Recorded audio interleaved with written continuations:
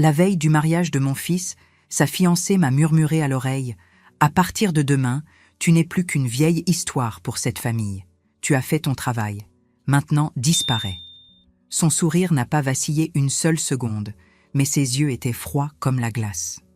Je suis restée paralysée. Le cadeau que j'avais apporté, un album de souvenirs que j'avais mis des mois à préparer, pendait de mes mains tremblantes comme un poids mort. À ce moment-là, quelque chose s'est brisé en moi. Le lendemain, je ne me suis pas présentée au mariage. Ce que je ne savais pas, c'est que quelques heures plus tard, cette cérémonie allait s'effondrer pour une raison que personne n'avait anticipée. Je m'appelle Martine Deschamps, j'ai 55 ans, et pendant 25 ans, j'ai été à la fois mère et père pour mon fils Julien. Quand mon mari nous a abandonnés, Julien avait à peine 5 ans. Il serrait encore ce dinosaure en peluche qu'il ne lâchait même pas pour dormir. Je me souviens de la première nuit seule, quand il m'a demandé avec ses grands yeux « Maman, quand est-ce que papa revient ?» Et moi, ravalant mes larmes, j'ai simplement souri et dit que parfois les gens ont besoin de suivre des chemins différents. Dès lors, ce furent des années à me lever à 5 heures du matin pour le préparer avant de courir à mon premier emploi comme réceptionniste dans une clinique à Bordeaux. Ensuite, j'enchaînais avec mon deuxième travail dans un grand magasin jusqu'au soir. Souvent, je rentrais si épuisée que je pouvais à peine enlever mes chaussures avant de m'endormir. Mais je gardais toujours un peu d'énergie pour écouter comment s'était passée sa journée, pour l'aider avec ses devoirs, pour être sa supportrice personnelle lors des matchs de football du club. J'ai économisé chaque centime possible. J'ai renoncé aux vêtements neufs, je me coupais les cheveux moi-même, j'ai vendu la voiture pour payer les frais de la faculté quand les bourses n'ont pas suffi. Quand Julien a obtenu son diplôme de droit à la faculté de Bordeaux, j'ai senti que j'avais tenu la promesse silencieuse que j'avais faite à ce petit garçon effrayé. Il aurait toutes les opportunités possibles, peu importe ce que je devais sacrifier. Alors, quand il m'a présenté Aurélie il y a 3 ans, j'ai vraiment essayé de l'apprécier.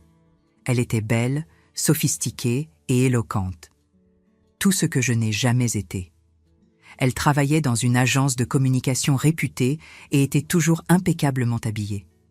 Julien semblait enchanté. Ses yeux brillaient quand elle entrait dans la pièce. Et moi, je voulais simplement le voir heureux. Mais il y avait quelque chose chez Aurélie qui m'inquiétait depuis le début. La façon dont son sourire disparaissait quand Julien avait le dos tourné. Comment elle me parlait avec ce ton condescendant, comme si elle me faisait une immense faveur, rien qu'en m'adressant la parole.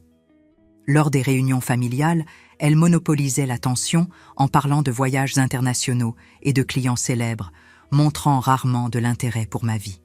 « Oh, comme c'est mignon !» disait-elle quand je mentionnais quelque chose du passé, comme si elle parlait à un enfant. Pour le 30e anniversaire de Julien, j'ai préparé le gâteau au chocolat et framboises que je lui faisais depuis ses 12 ans. C'était notre tradition. Quand je suis arrivée à la fête avec, Aurélie a pris le plat de mes mains avec un sourire tendu. « Julien suit un régime pauvre en glucides maintenant, Martine, mais merci pour l'effort. » Le gâteau est resté intact dans la cuisine pendant que mon fils, sans le savoir, mangeait les canapés que sa fiancée avait commandés chez un traiteur. Les fiançailles sont arrivées vite, à peine 1 an après qu'ils ont commencé à se fréquenter. Les préparatifs du mariage m'ont complètement exclue. On ne m'a pas appelée pour les dégustations de menus, le choix du gâteau, les visites chez les fleuristes ou toute autre décision. Quand j'ai subtilement demandé si je pouvais aider, Aurélie a répondu « Ne t'inquiète de rien, Martine. Nous avons engagé les meilleurs professionnels. Tu n'as qu'à te présenter bien habillée le jour même. » Et ainsi, la veille du mariage, j'ai décidé de faire un dernier effort pour construire un pont. J'ai préparé cet album rempli de photos et de souvenirs de la vie de Julien, depuis ses premiers pas jusqu'à sa remise de diplôme. Chaque page racontait une histoire d'amour et de dépassement. Je suis arrivée au dîner de répétition avec l'album enveloppé dans du papier cadeau argenté. Aurélie m'a interceptée à l'entrée, sa robe blanche brillant sous les lumières douces. « Martine, tu es venue ?»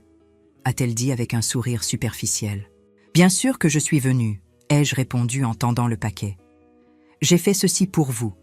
J'ai pensé que vous pourriez le feuilleter ensemble ce soir, avant le grand jour. » C'est alors qu'elle s'est penchée, son parfum coûteux envahissant mon espace, et m'a murmuré ces mots qui allaient me marquer à jamais. « À partir de demain, tu n'es plus qu'une vieille histoire pour cette famille. Tu as fait ta part, tu as élevé Julien.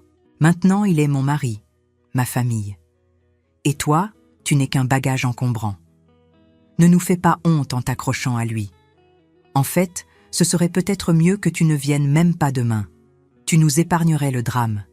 Ce n'est pas comme si quelqu'un t'attendait vraiment. Je ne me souviens pas comment je suis sortie de là. Je ne me souviens pas avoir conduit jusqu'à la maison. Je me souviens seulement d'être assise au bord de mon lit, regardant la robe bordeaux que j'avais achetée spécialement pour le mariage, tandis que des larmes silencieuses coulaient sur mon visage. Cette nuit-là, j'ai pris une décision que je n'aurais jamais pensé prendre. Pour la première fois dans la vie de Julien, je ne serai pas là pour lui. Mais avant de continuer, vérifiez si vous êtes déjà abonné à la chaîne et dites-nous en commentaire de quelle ville ou pays vous nous regardez. Nous aimons beaucoup savoir jusqu'où nos histoires voyagent. Le matin du mariage s'est levé avec un ciel clair et lumineux, le genre de journée parfaite dont toute mariée rêve pour son grand moment. Je me suis réveillée avant le réveil. Des années de routine matinale gravées dans mon corps comme une horloge interne. Pendant un instant, j'ai bougé automatiquement. J'ai préparé le café, j'ai sorti la robe du cintre, j'ai séparé les chaussures que j'avais achetées spécialement pour l'occasion. Puis les mots d'Aurélie sont revenus comme un coup de poing dans l'estomac. Tu n'es qu'un bagage encombrant. Je me suis assise à la table de la cuisine, les mains tremblantes autour de la tasse de café, tandis que le soleil du matin dessinait des motifs sur le carrelage que j'avais moi-même posé des années auparavant, quand je n'avais pas les moyens d'engager un professionnel. Mon téléphone a commencé à vibrer sans arrêt.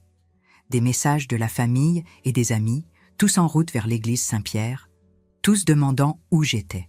J'ai ignoré chacun d'entre eux. Au bout d'une heure, le premier appel de Julien est arrivé. Je l'ai laissé aller sur la messagerie vocale, incapable d'entendre sa voix sans m'effondrer. Son message semblait inquiet, confus. « Maman, où es-tu ? Tout le monde t'attend. S'il te plaît, rappelle-moi. » C'était la première fois en 25 ans que je le décevais délibérément. La douleur était presque physique, comme si je déchirais quelque chose de vital en moi. Mais les mots d'Aurélie avaient ouvert une blessure que j'ignorais depuis trop longtemps. Pendant des années, j'avais mis les besoins de Julien au-dessus des miens. J'avais étouffé mes sentiments, avalé des insultes voilées et un traitement condescendant, tout au nom de l'amour pour mon fils. Mais ce matin-là, quelque chose de différent s'agitait en moi. Une voix qui disait « Toi aussi, tu mérites le respect. Toi aussi, tu mérites la dignité. » Pour la première fois, je me choisissais moi-même. À 10 heures du matin, la sonnette a retenti. C'était ma sœur Françoise, encore habillée pour le mariage, son visage un mélange d'inquiétude et d'irritation. « Martine, qu'est-ce que tu fabriques ? Tout le monde te cherche. La cérémonie commence dans 1 heure. » Je lui ai fait signe d'entrer, incapable de parler sans que les larmes ne s'échappent. Nous nous sommes assises dans le salon, la robe bordeaux toujours suspendue à la porte de l'armoire, comme un fantôme de ce qui aurait dû être. « Je n'y vais pas », ai-je finalement réussi à dire. Françoise m'a regardée comme si je venais d'annoncer que je déménageais sur Mars. « Comment ça, tu n'y vas pas ? C'est le mariage de ton fils unique. » J'ai pris une profonde inspiration. Aurélie m'a dit qu'après le mariage, je ne fais plus partie de sa famille. Elle m'a dit de ne même pas me présenter aujourd'hui. Ma sœur a pâli, l'indignation remplaçant la confusion sur son visage. Elle a dit ça ? Elle t'a regardé en face et a dit ça ? J'ai hoché la tête, les larmes gagnant finalement la bataille contre ma maîtrise de moi. Elle a dit que je suis un bagage encombrant, que j'ai fait ma part et que maintenant je dois sortir de scène. Françoise s'est assise lourdement à côté de moi, prenant mes mains dans les siennes. « Oh Martine, j'ai toujours su qu'il y avait quelque chose qui n'allait pas avec cette fille. » J'ai essayé de défendre une dernière étincelle d'espoir pour l'avenir de Julien. Elle l'aime à sa façon. Ma sœur a secoué la tête fermement. L'amour ne traite pas les gens comme ça. L'amour n'exclut pas. L'amour n'humilie pas. Pendant que nous parlions, mon téléphone continuait de vibrer avec des messages et des appels. Julien, de plus en plus désespéré. Des amis confus. La famille d'Aurélie, curieusement, dans un silence complet. À 11 heures, les cloches de l'église ont commencé à sonner au loin. J'ai imaginé les invités prenant leur place, Julien nerveux à l'autel, Aurélie se préparant dans une salle latérale de l'église, probablement satisfaite de mon absence. Peu après midi, alors que les cloches auraient dû annoncer l'union du nouveau couple, mon téléphone a sonné à nouveau. C'était Françoise qui était retournée à l'église à contre-cœur, à ma demande. Sa voix tremblait tellement que j'ai à peine pu comprendre ses mots. « Martine », a-t-elle murmuré comme si elle craignait d'être entendue. « Le mariage n'a pas eu lieu. » Mon cœur s'est arrêté. « Comment ça n'a pas eu lieu ?» Julien a tout découvert. Mon Dieu, Martine, c'est terrible. Il a tout découvert sur Aurélie quelques instants avant la cérémonie. Le sol a semblé disparaître sous mes pieds. Il a découvert qu'elle le trompait avec son patron depuis des mois. Et il y a plus, bien plus. Sa famille est en faillite, Martine. Ils avaient besoin de l'argent de Julien pour se sauver. Le contrat de mariage sur lequel elle avait tant insisté, c'était un piège pour canaliser les revenus futurs de Julien vers les comptes de sa famille. Le monde a tourné autour de moi, tandis que les pièces s'emboîtaient.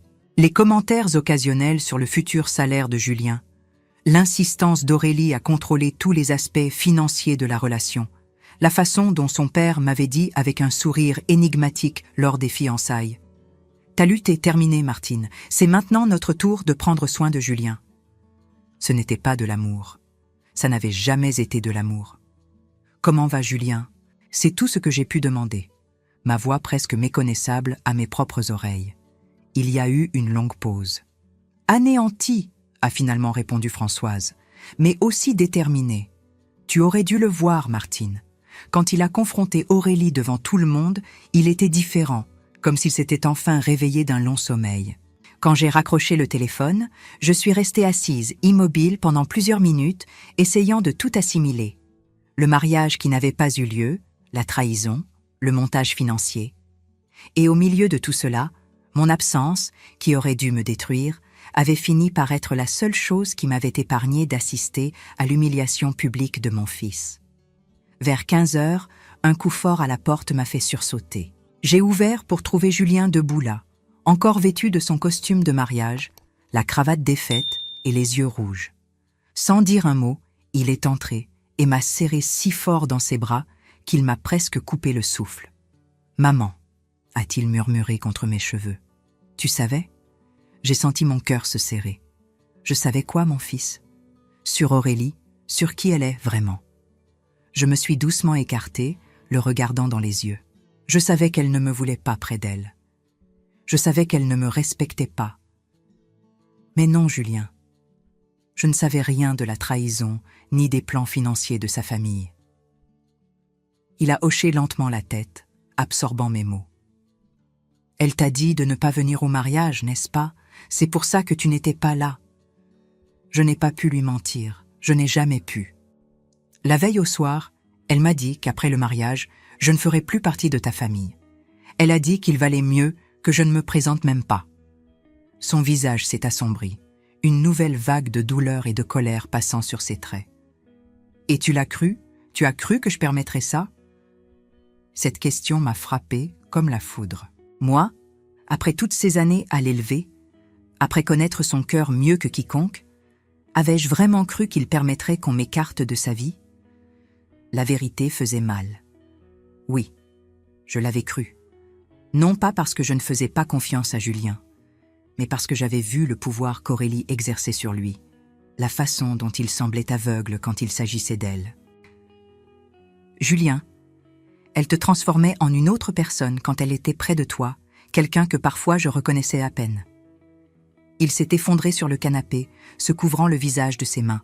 « Je sais », a-t-il murmuré entre ses doigts. « Je sais ». Je me suis assise à côté de lui, posant doucement ma main sur son épaule. « Que s'est-il passé à l'église? Je veux l'entendre de toi. » Julien a pris une profonde inspiration. « Philippe, mon témoin, il a reçu des photos d'Aurélie avec son patron Thierry. Des photos récentes d'il y a 2 semaines. Il était clair ce qui se passait. Philippe me les a montrées quelques minutes avant que la cérémonie ne commence. Au début, je n'y ai pas cru. J'ai pensé que c'était un malentendu ou de vieilles photos d'avant notre rencontre. Mais elles ne l'étaient pas. La date était là, dans le coin des photos. Et elle portait le bracelet que je lui avais offert pour notre dernier anniversaire. Sa voix s'est brisée. Je l'ai confrontée dans la salle de préparation. D'abord, elle a tout nié. Puis elle a dit que c'était juste une erreur, un moment de faiblesse. Mais alors, sa cousine Céline, qui était ivre de champagne et de nervosité, a laissé échapper quelque chose sur le contrat de mariage, sur la façon dont le père d'Aurélie avait célébré la veille parce que leurs problèmes financiers seraient résolus après-demain. J'ai fermé les yeux, sentant le poids de la trahison que mon fils avait subie. Ce n'était pas seulement une infidélité, c'était un piège élaboré, un réseau de mensonges tissés par des gens qui étaient censés l'aimer. C'est là que j'ai réalisé, a continué Julien, sa voix gagnant en fermeté, que ça n'avait jamais été à propos de moi. C'était à propos de ce que je pouvais fournir. Mon futur salaire, ma carrière, mes contacts, tout faisait partie d'un plan. J'ai demandé, bien que je connaissais déjà la réponse, « Et qu'as-tu fait ?» Un sourire triste a traversé ses lèvres. J'ai marché jusqu'à l'hôtel, non pas pour me marier, mais pour annoncer à tous les invités que le mariage était annulé, qu'Aurélie avait trahi ma confiance et que notre relation était terminée. J'ai imaginé la scène. Mon fils, toujours si réservé et discret, debout devant 200 invités, exposant sa douleur et sa déception. Le courage que cela avait dû demander m'a laissé sans voix. La famille Beaumont a perdu la tête, a-t-il continué. Son père m'a menacé là, devant tout le monde. Il a dit que je ne savais pas à qui j'avais affaire. Sa mère a commencé à crier que j'humiliais sa fille. Et Aurélie, elle s'est complètement transformée. Tout ce charme, toute cette douceur ont disparu. Elle m'a traité de lâche.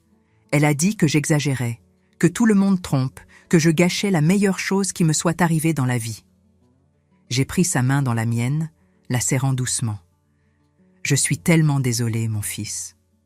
Il a serré ma main en retour, ses yeux rencontrant les miens. Tu sais ce qui m'a fait le plus mal ? Ce n'était pas la trahison. Ce n'était même pas de découvrir le montage financier. C'était de réaliser qu'elle voulait t'éloigner de moi, qu'elle t'a traité comme quelque chose de jetable.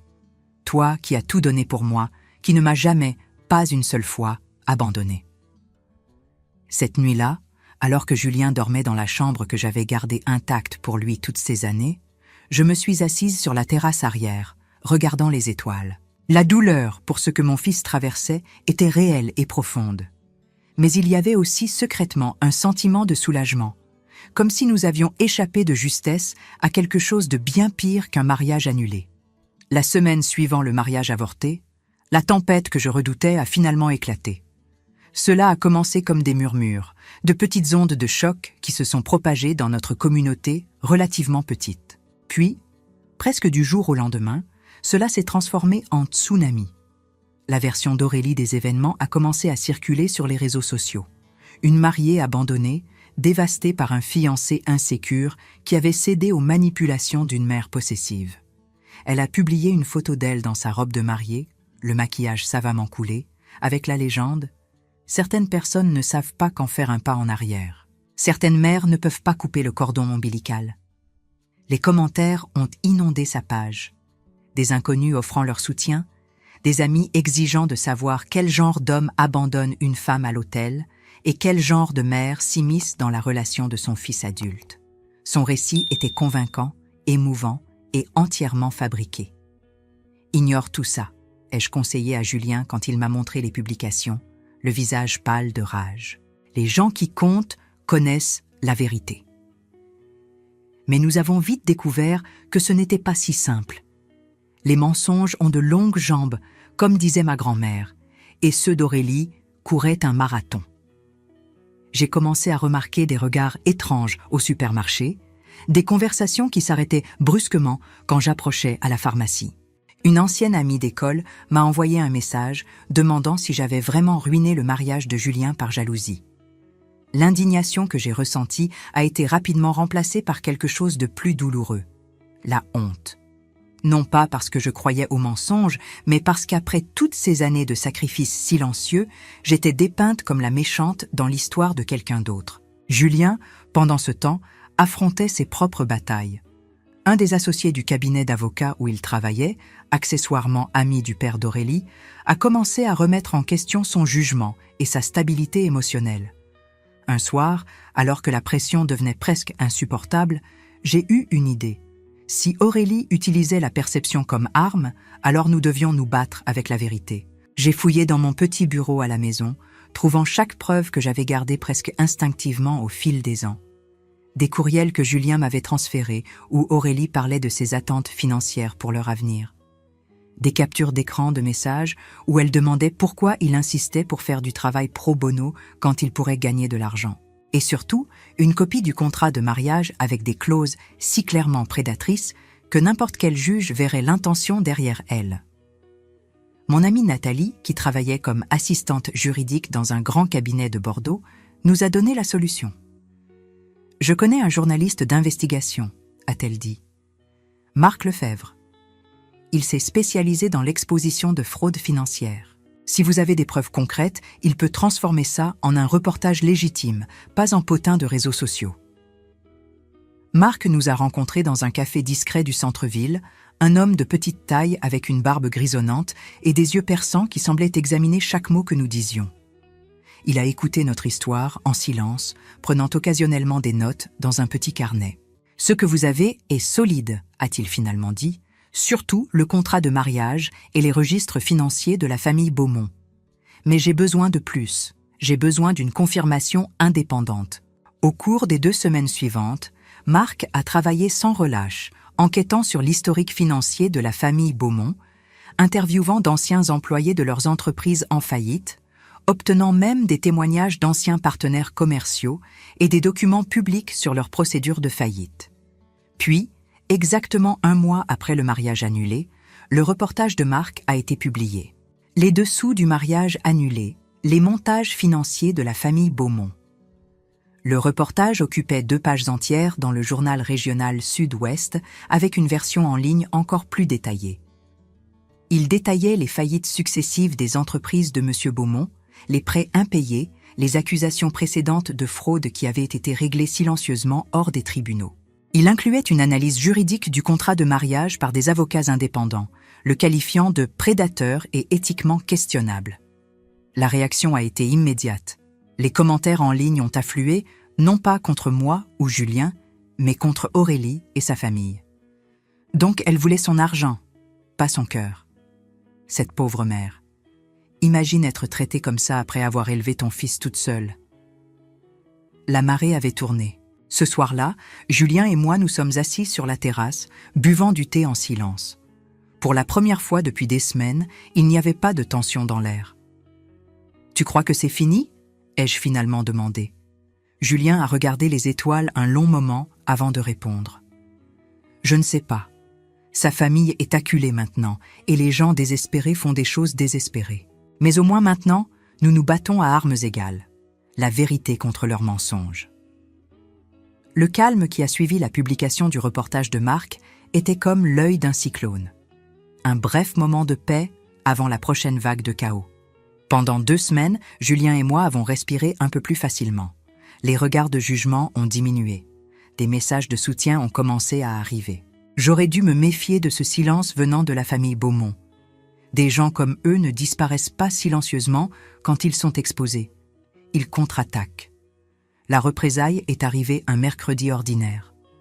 Mon téléphone a sonné, un numéro inconnu. « Madame Martine Deschamps ?» a demandé une voix masculine, formelle. « Oui, c'est moi. Je suis le capitaine Moreau de la gendarmerie. Nous avons besoin que vous vous présentiez à la brigade le plus tôt possible pour faire une déposition. » Mon cœur s'est glacé. Une déposition à propos de quoi exactement? Il y a eu une pause, le son de papier feuilleté. « Nous avons une plainte formelle contre vous pour extorsion, chantage et menaces contre la famille Beaumont. » Le sac de course m'a glissé des mains. J'ai conduit jusqu'à la maison en état de choc. Une fois à l'intérieur, j'ai immédiatement appelé Julien, qui est sorti en courant du tribunal dès qu'il a entendu ma voix tremblante. Quand il est arrivé à la maison, il avait déjà trouvé le document qu'un officier avait laissé à ma porte pendant mon absence, une convocation officielle détaillant les accusations. Selon la plainte, j'avais menacé la famille Beaumont d'une exposition publique d'informations fausses, à moins qu'ils ne paient une somme importante pour acheter mon silence. « C'est complètement fabriqué », a dit Julien, le visage rouge de rage en lisant le document. Ils essaient de criminaliser le fait que nous avons exposé la vérité à leur sujet. Le lendemain matin, nous nous sommes présentés à la gendarmerie. L'interrogatoire a duré 2 heures agonisantes.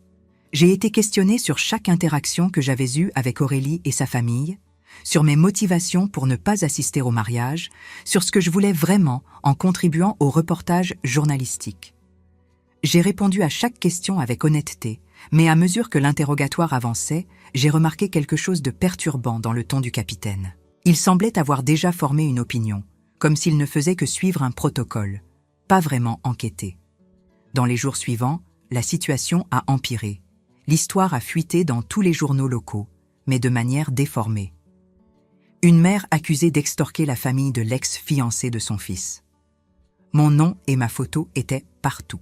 Le petit salon de coiffure où je travaillais à temps partiel m'a appelé poliment pour dire qu'il serait peut-être préférable que je prenne un congé jusqu'à ce que tout soit résolu. Un soir, assise à la table de la cuisine en révisant des documents avec Julien, je me suis effondrée en larmes. « Peut-être qu'on devrait t'abandonner », ai-je murmuré.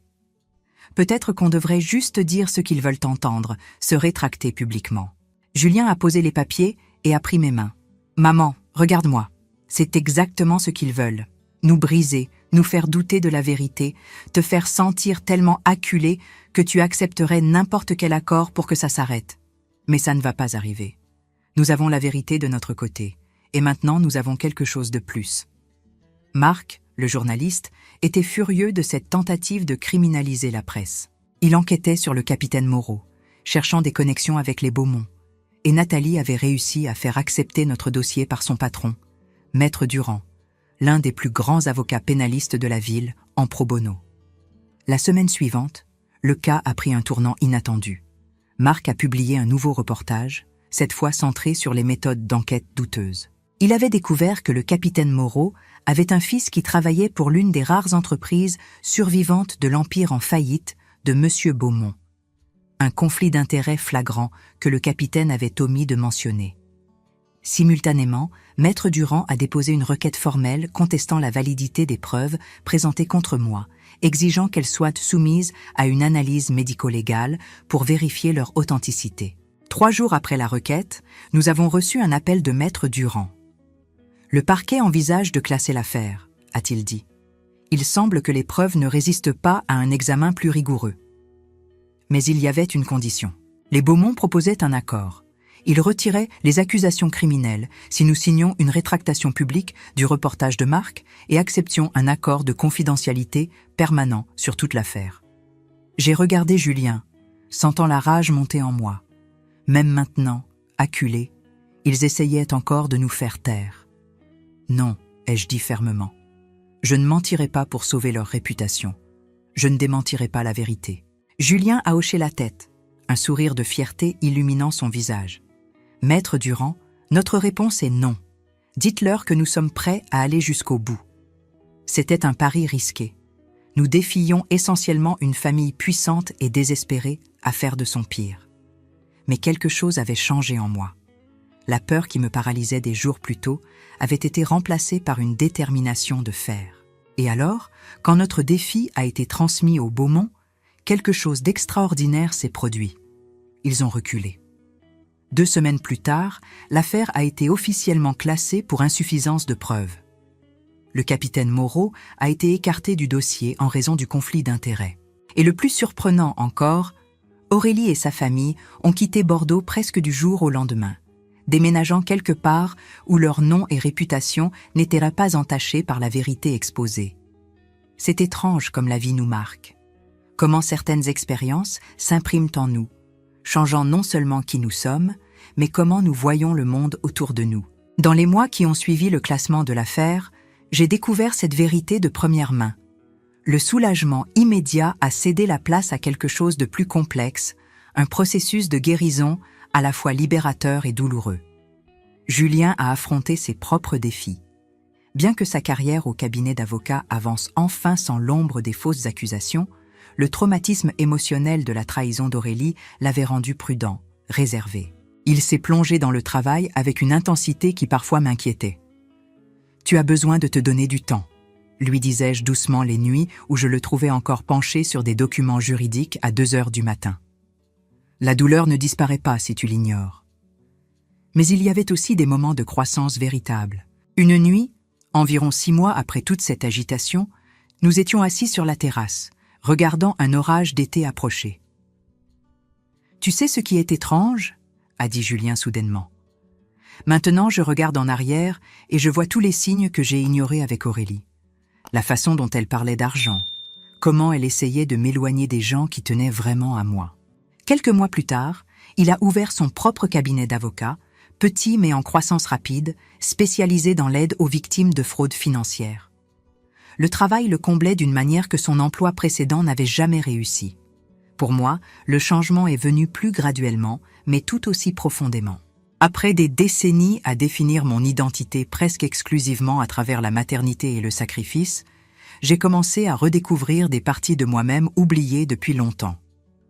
Je me suis remise à peindre, une passion que j'avais abandonnée quand Julien était bébé par manque de temps et de ressources. J'ai transformé la chambre d'amis en un petit atelier. Les murs sont maintenant un kaléidoscope de couleurs et d'émotions capturées sur toile. Avec l'encouragement de Nathalie, j'ai aussi commencé à participer à un groupe de soutien pour femmes ayant traversé des traumatismes ou de grandes transitions de vie.